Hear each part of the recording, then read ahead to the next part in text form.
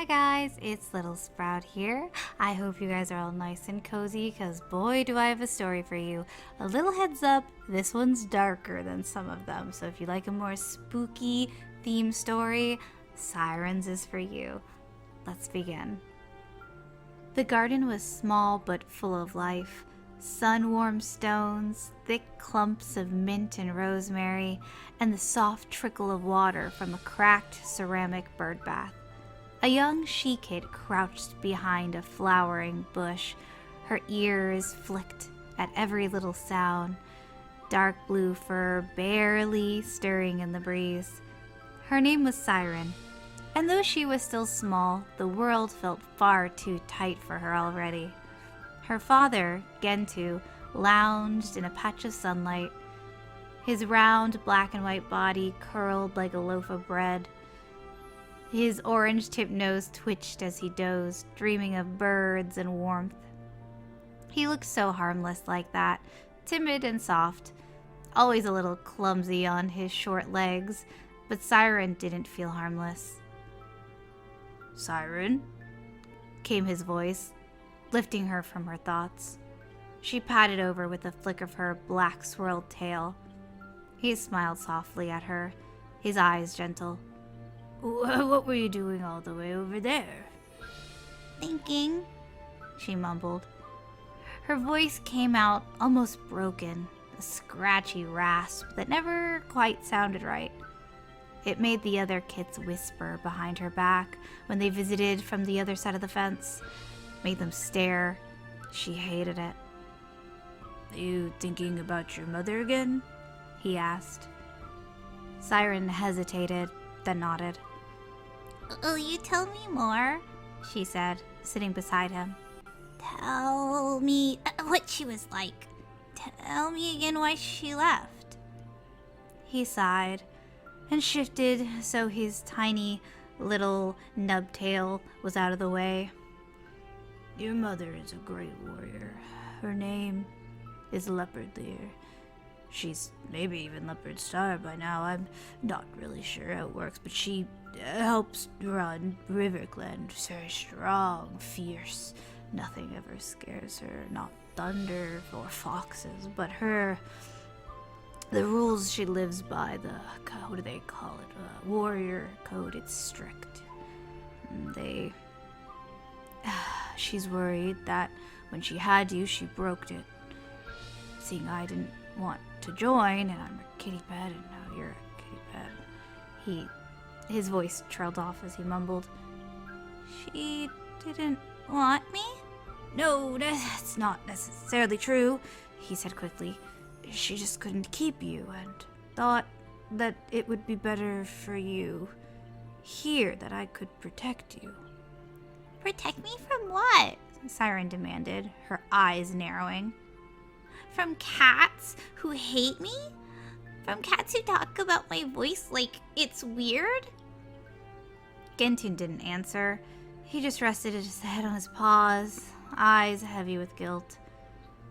It hadn't always been this way. Before she met the other kitty pets, things weren't so bad. But everything changed after that day. The memory burned behind her eyes, sharp and one impossible to forget. Neighbor Kit's smug little Tom named Tangle had cornered her by the fence. He teased her again for her to meow, calling her frog voice. Said no one would ever want to be near her and hear that, and that she was born broken. She didn't mean to hurt him. She really didn't. But the fury just came so fast, and suddenly she was clawing him and struck him in the face, hard enough to draw blood. He screamed. And when his mother came over, well, let's just say she was in trouble. The two legs stopped opening the door as much. Gintu would scratch and meow till his throat was sore, but they didn't seem to like her. She sighed.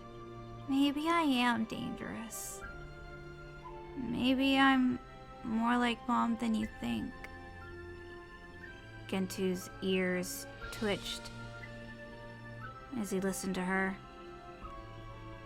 I want to find RiverClan, she said, her voice firm, a little older now. His head lifted. Siren, no, it's too dangerous.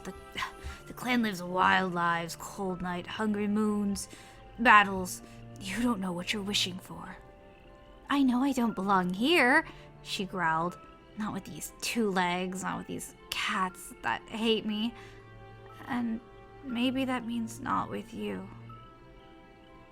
That last part stung, and she knew it. Gentu's ears dropped, his eyes full of pain. I'm sorry, she whispered, but she couldn't take it back. Later that night, while Gentu slept, Siren stood on top of the fence, the wind lifting her fur. The forest beyond the garden was dark, but quiet. She stared into the unknown and didn't flinch.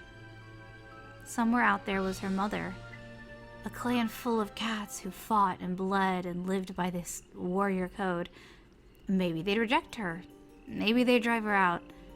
But maybe, just maybe, they would be kind. She would earn her place no matter what it took. Gentu had to know this day would always come. Still, when he watched her disappear over the fence, something tore deep inside of him. He sat waiting for her to come back after the sun came up. He had known for moons now, ever since she started asking about the river, about the clan, but didn't know it would be so soon. That evening, under the hush of dusk, Gentu slipped through the trees. The wind carried his scent far. It wouldn't be long before RiverClan knew he was around. He smelled a lot like a kitty pet. Gentu stopped just short of the water's edge. His short tail twitched nervously. Then, almost like a spirit rising from the mist, she appeared. Leopardstar. Her long, shaggy pelt rippled almost like the water. It was blue and gray like storm clouds. Dark spots were on her back and her eyes glowed a dark reddish pink. She was beautiful and terrifying. Gentu, she said, voice low and even. I didn't think you'd ever come back.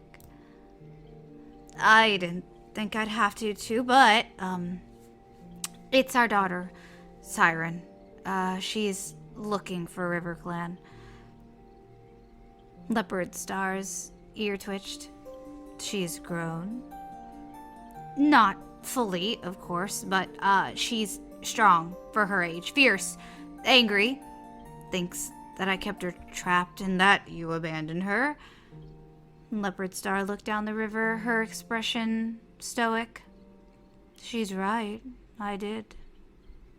I tried to raise her well, Gentu said, his voice seeming to sound nervous. But she needs more than I can give her. She wants to learn how to fight, belong somewhere real. I think she needs you, even if she doesn't want you. There was a long pause.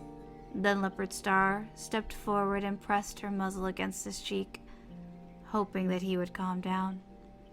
He did. She will be allowed in, not as my daughter. That choice was taken from both of us long ago.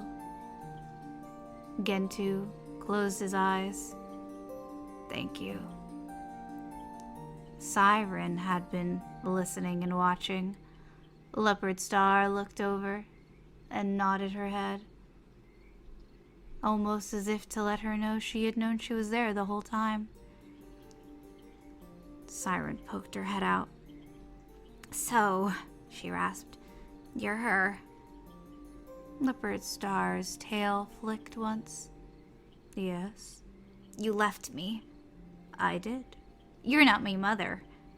Leopardstar didn't flinch. I won't claim to be, but I will offer you a place amongst my warriors. You may train with RiverClan, and one day you may even earn your warrior name.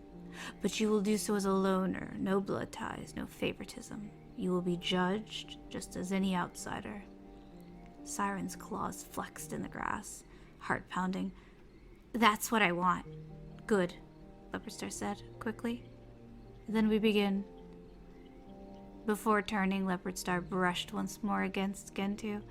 Siren watched with a weird expression. I don't know how you guys were ever together. You really loved him? Leopardstar paused and looked at him. I still do. But then she continued to lead the way, her powerful form gliding across the bank, almost like a shadow. Siren followed, her paws dragging at first, but slowly growing steadier, trying to keep balanced in the mud. And behind her, Gentu remained on the shore, watching until the reeds swallowed them both whole. And though his heart ached with every heartbeat, seeing his mate and daughter leave, he smiled because she was able to choose her own path. And now the river would carry her forward. Life in River Clan was not exactly what Siren had imagined. The camp was noisy and crowded with cats who talked too much. Everything moved too quickly, and it felt like everybody was staring at her when she wasn't looking. Her nest in the warrior's den felt like it had thorns woven into every corner, and her belly was always too full or too empty. They would give her glances, whispers, and awkward welcomes, but she just gave them silence. She was worried if she spoke too much, they would make fun of her. Only one cat managed to get more than a mumble out of her. His name was Smoke Soul. He was a silver tabby tom with soft fur, blue eyes, and quiet steps. He was a type of calm that didn't really demand anything of her.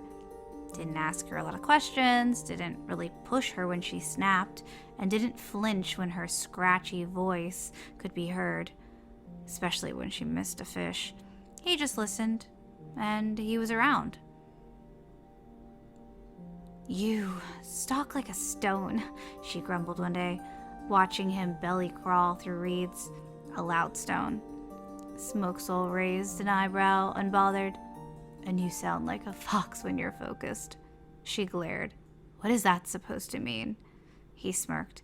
That means I always know where you are. Siren stared at him, caught between offense and amusement, before a short laugh, harsh and bark-like, escaped her throat. It startled her more than it did him. Over the next few moons, things seemed to shift. The clan saw her fight, saw how she moved like a wave crashing over her enemies during patrol skirmishes, how she would bare her teeth with wild and raw defiance when challenged.